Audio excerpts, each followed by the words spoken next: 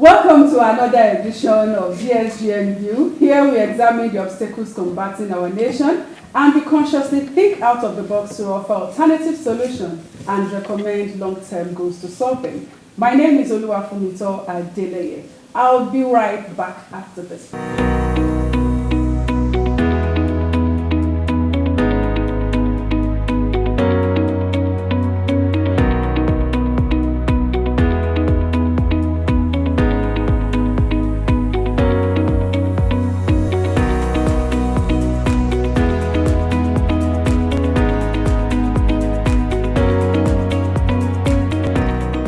Welcome back from the break. It's still DSGN VIEW, and joining me on the show, I have, as usual, Linda Bayero, and I also have with me Blessing Nwachukwu. Well, the topic we'll be discussing on today is hunger, and as we know, it is a state of insufficient food intake to meet basic nutritional requirements. Here in Nigeria, hunger is both a short-term emergency and a chronic issue. One congo of rice used to cost 200 naira and above before, but today it's more costly. And one citizen in Osun State was sentenced to 6 months imprisonment for stealing 2 tubers of yam. Recently, a boy in Kogi State was severely beaten by some community members for stealing pepper. Joining us on the show today, we have architect Omigbodu Akinriola Oyegoke, who is a Nigerian politician, a professional teacher, and an architect. He is the founder and principal consultant of Goke Omigbodu Associates in Osogbo, Nigeria. He was formerly the Social Democratic Party's vice chairman. He is one of the candidates running for governor of Osun State in the July 2022 election as a Social Democratic Party candidate. Thank you for joining us on the show, architect. It's my pleasure. Let me correct the impression. I'm not running for 2026. I ran in 2022 for the governorship of Osun. Okay, thank you.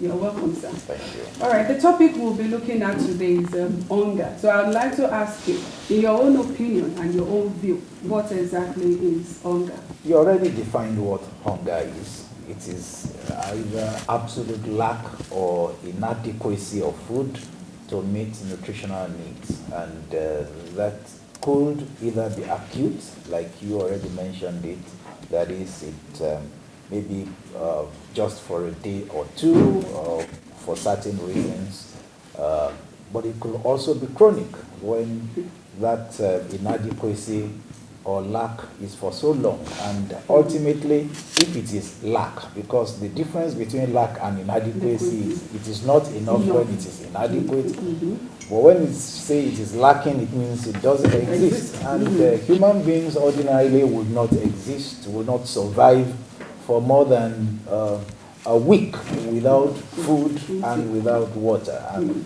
on account of that, we have had a lot of cases of people dying on account of chronic hunger, especially children.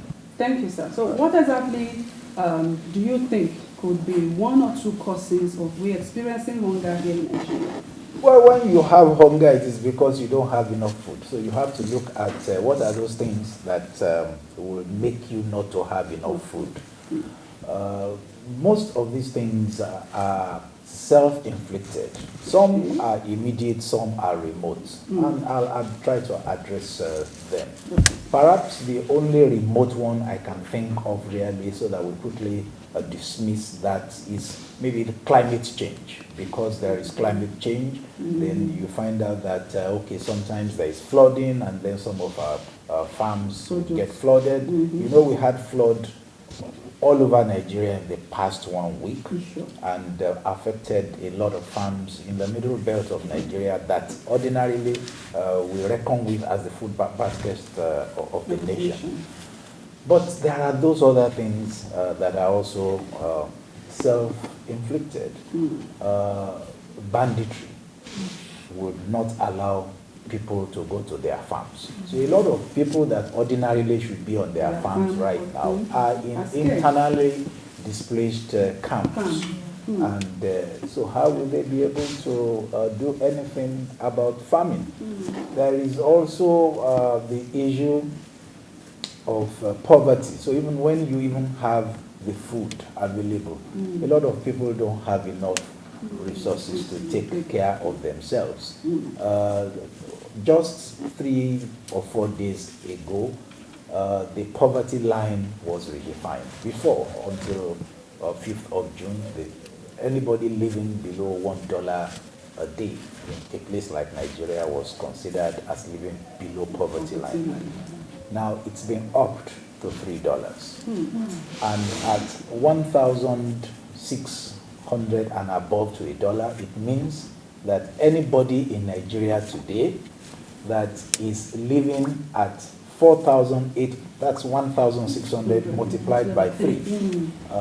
Living on anything less than 4,800 naira a day is living below the poverty line. And if you now look at our minimum wage, 70,000 naira. So for 30 days, forget about days, months, we will have 31 days. Just let's limit ourselves to 30 days. 30 times 4,800. That's about 146,000 naira. Does the minimum wage in Nigeria have that kind of gap?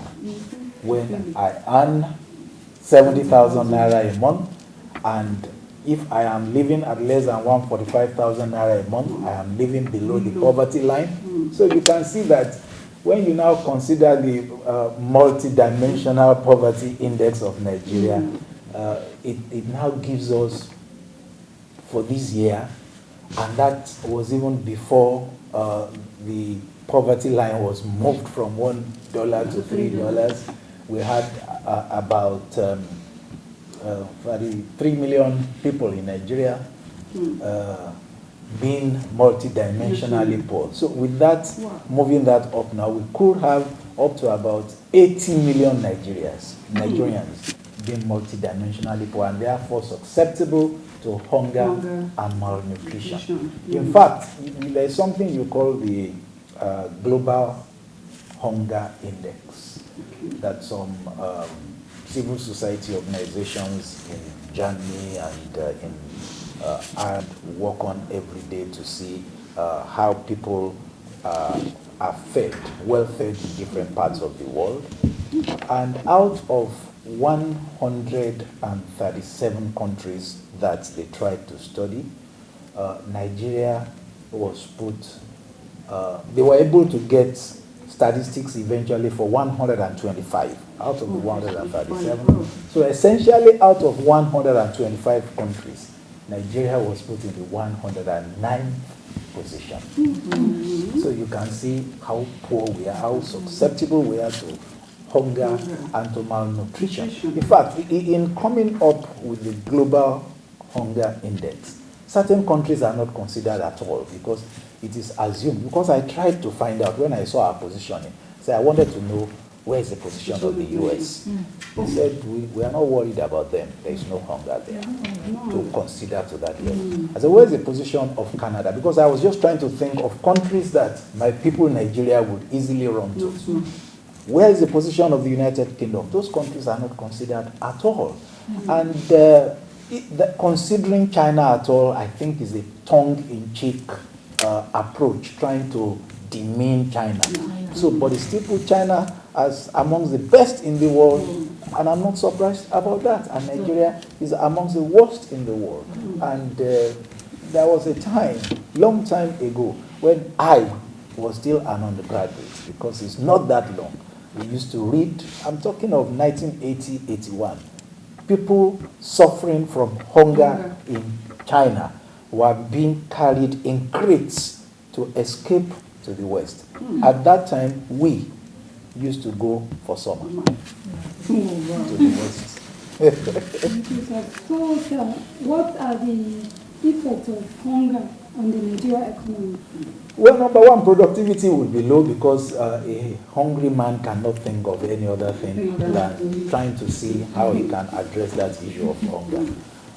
Number two, there is going to be crime because man will want to feed, and if there is no other way of getting the food, then just like the young man in Oshun that you mentioned, he will go stealing tubers of yam, or the other person in Edo who went stealing pepper. We're not saying that is good, but there is that extreme situation in man that when you know, well, death is the next thing anyway. So if the death will now be, yes, through the process of stealing, you know, then let death come anyway. So these are some of the things, social unrest, and there's so many other, and then poor assimilation of children who are in schools, and then your standard of education will eventually fall, not because you do not have good programs for the children, but the children are blank when they are hungry. And who says the teacher is even able to coordinate this? Even the teacher could be hungry. Because that teacher is probably earning less than 70,000 naira, especially if it's a teacher in the private school. Okay, and we are saying that for him to live any meaningful life, he needs to spend about 145,000 naira a day. So that's why somebody like me, I mean, I've always said that anything, and that's before they moved the poverty line to $3 a day. I've always said that anything less than 150,000 naira minimum wage in Nigeria is nonsense. And that I came up with on account of another computation, that if fuel in Nigeria was selling for less than 200 naira before and is now selling for about 1,000 naira, that is multiplied by 5, then go and look at energy too with your band A that never worked. Right here in this studio, as you are recording, you remember that there was a power cut, and we pray, please don't let there be power cut for this, you know. And then you find out that every other thing has been multiplied by 5, except the minimum wage of workers, which used to be 30,000, which I now think should also be multiplied by 5, and should be 150,000. And once government does that now, you cross over that poverty line that the global, that the World Bank just set 2 days ago. Leslie, you wanted to say something? Yeah, exactly, sir. I don't waste much time, you know, with all these outline causes and then effects of hunger in Nigeria. Can you please, you know, highlight some of the possible solutions to this pandemic of hunger in Nigeria? Well, for somebody like me, I have one cap fits all solution to the myriads of problems of Nigeria. Okay, when I was growing up, I'm sure there may still be some of those people, but maybe I don't come across them anymore now. They'll tell you this capsule treats headache and fever and stomach ache and hunger and poverty. In Yoruba, they call it Bobonishe.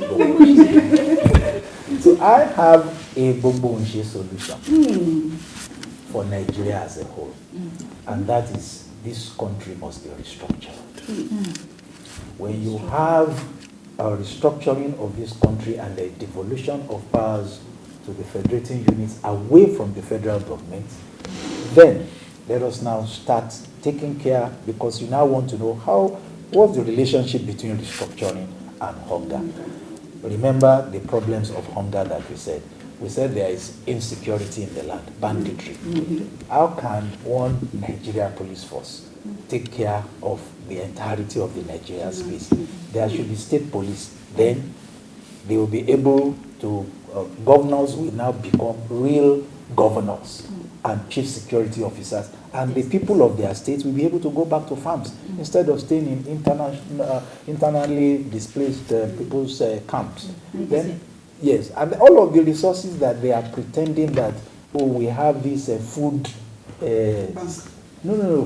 children's food scheme. Okay. It started under President Muhammadu Buhari, and I will remember the monumental fraud that attended to it, because they still spent over 100 billion naira during COVID time feeding children.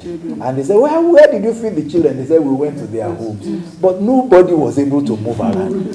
And I don't know if you have heard anything about that case anymore. That case is dead. And I always say that when fraud happens in faraway places like Abuja, I can't remember that I have seen President Bola Ahmed Tinubu ever since he became president.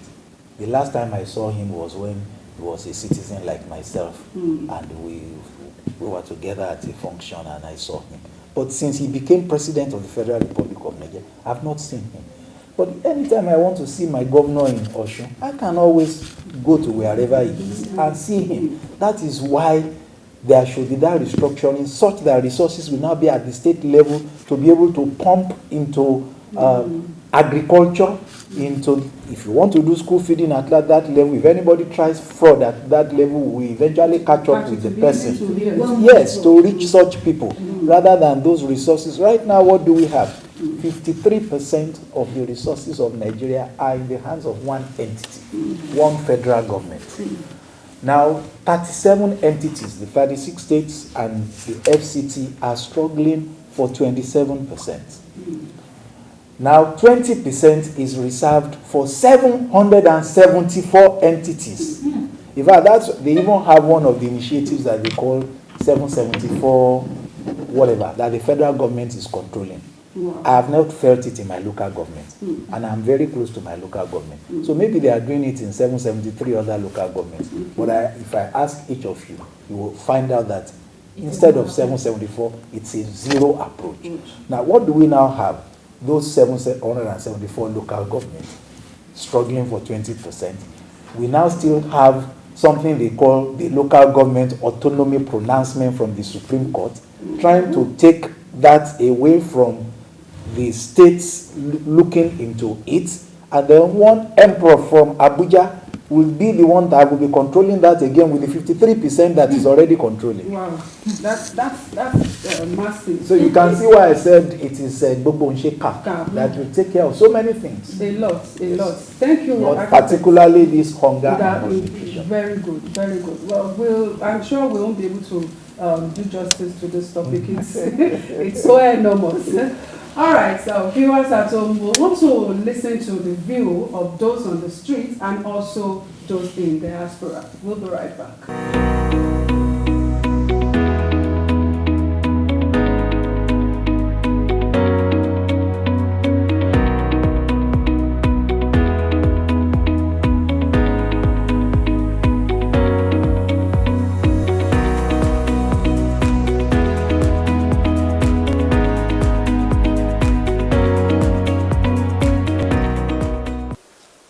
There are three basic necessities of life.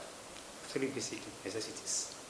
The first one is food, shelter, and clothing.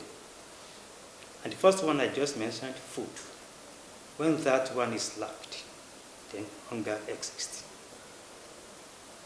In Nigeria today, hunger pervades the economy. What are the causes of this hunger? One, we have a large number of unemployed. We have a large number of underemployed. The two categories of people, they are expected to be hungry. And addict says, when one is hungry, the same is angry as well. When there is a rise in the hunger in the economy, it is certain that the economy will be affected negatively. A citizen who has no food in his stomach clearly is not going to function as a full participating member of the community.